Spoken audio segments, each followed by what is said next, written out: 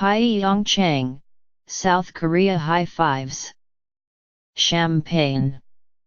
Maybe a conga line. On Sunday afternoon, these and other signs of glee might have been expected in a room filled with Norway's cross-country ski technicians. Their athletes had just nabbed all 3 medals in the men's 15 km plus 15 km skiathlon, a glory-cornering performance that almost seemed piggy. But the mood in what is called the wax cabin, a metal structure half a mile from the finish line, where skis are a science project that never ends, was subdued. Men sat on chairs, looking more relieved than happy. They sipped espresso. They scribbled in notebooks.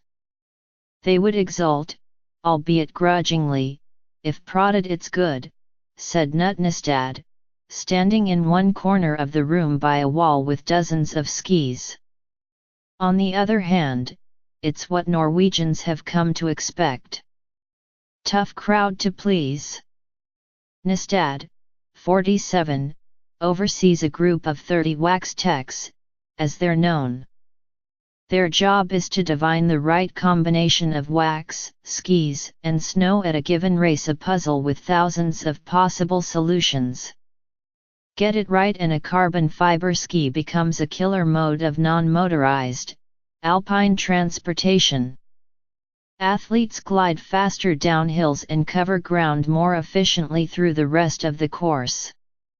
Get it wrong and the same athletes will feel like they are trekking through mud. The failure will not go unnoticed. If we screw up, we're on the front page of every newspaper in Norway, he said.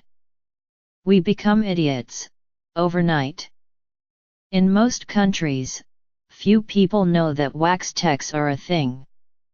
In Norway, home to the world's most zealous cross-country skiing fans, Nystad is occasionally a national figure. Unfortunately, notoriety comes only when the country wants to jeer him as a bumbling fool. This happened most memorably at the 2014 Sochi Olympics, when Norway did not medal in either the men's or women's relay. Never mind that the country fared exceptionally well before and after those races, winning more cross-country medals than any other nation. The relay teams were favored, and their poor showing was treated as a howling fiasco. I had reporters telling me that 9 out of 10 stories were about me, Nystad said. Nystad's wife and children were watching on television back in Norway. She turned the volume off so the children did not have to listen to a real-time lambasting of their father. What they missed on television, the children heard about at school. Luckily, I have strong kids, he said, so they didn't care. Now Nystad is in South Korea, trying to avoid a repeat of the unpleasantness 4 years ago.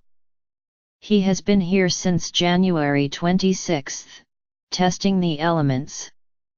They are dramatically different than the comparatively balmy weather of Sochi, but the underlying dynamics of his job remain the same. Nystad gets none of the credit when things go right and all of the blame when things go wrong, which makes his job a workforce archetype found in every imaginable field. Invisibility is a best-case scenario. To be noticed is to be criticized. Nobody ever compliments a dishwasher for scrubbing clean a whole night's worth of plates. A tall man with a grey-flecked beard and a dry sense of humor, Nystad is not bothered that he turns up in Norway's headlines exclusively as an object of derision. It is an unavoidable feature of a career he loves. Also, when he is dragooned before the news media, he knows how to keep FaceTime to a minimum. He accepts full responsibility and tells everyone, "I'm stupid. It will happen again, we just don't know where or when."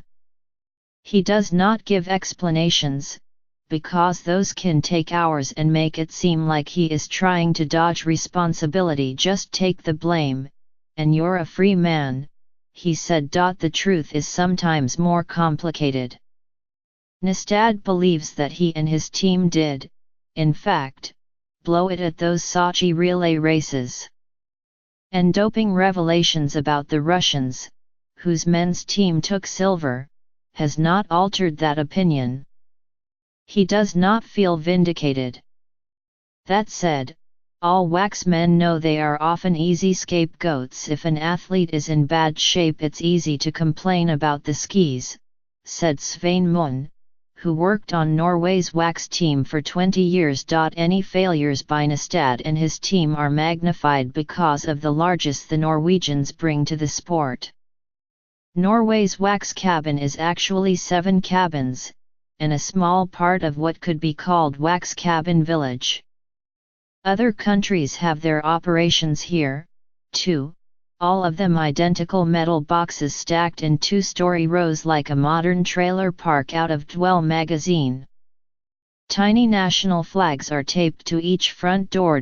Most of these men, there is not a woman in sight, toil in obscurity, with far less space than the Norwegians and a fraction of the equipment. You're looking at the whole staff, said Paul Moore, a wax tech in Australia's Seoul cabin, gesturing to 3 co-workers in the room.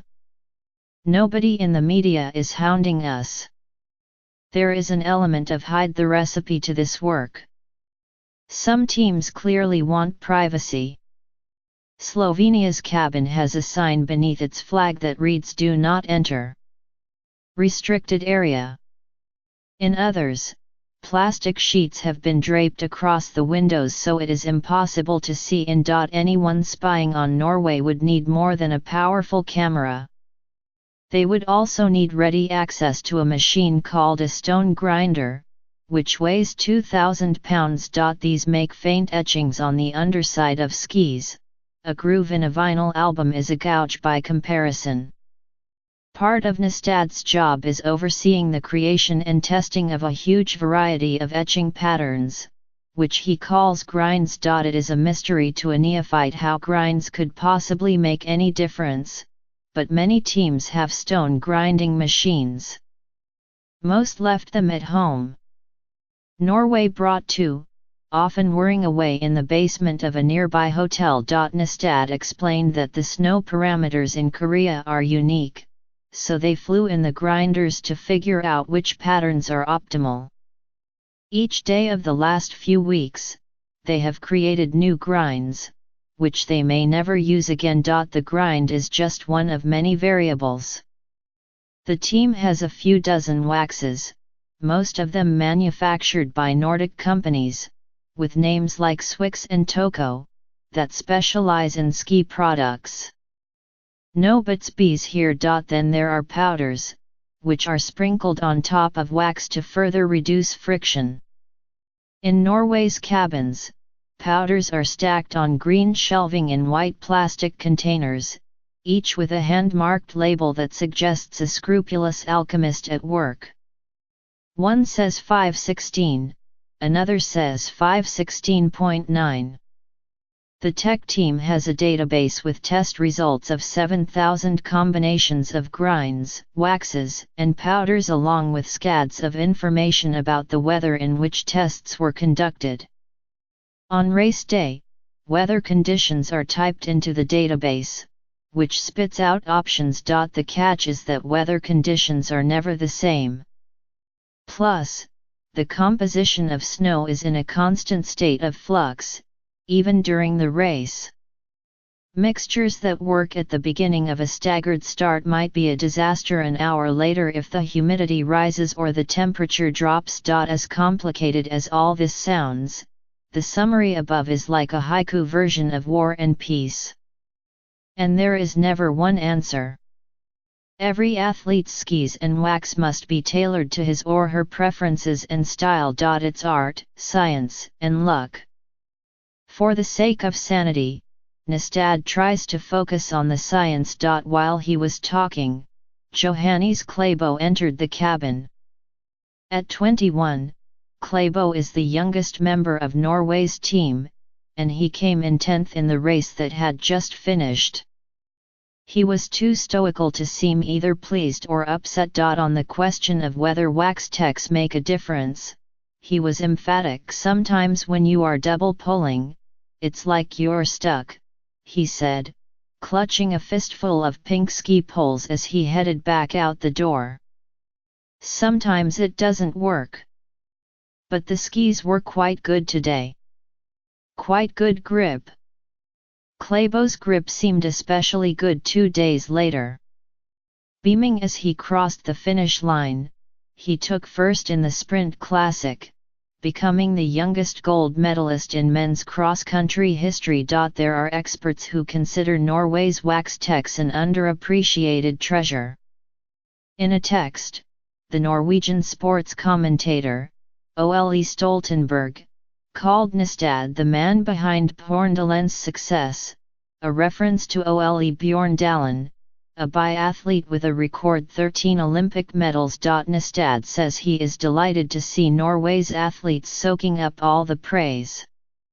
Norway has won 11 medals so far, 7 in cross-country and biathlon. When they triumph, the athletes are vocally grateful to him and his colleagues. Even if Norwegians are not, I'll sit on a box and drink a beer, he said, when asked about his plans for the rest of another triumphant evening. There's always a new opportunity to screw up in a few days.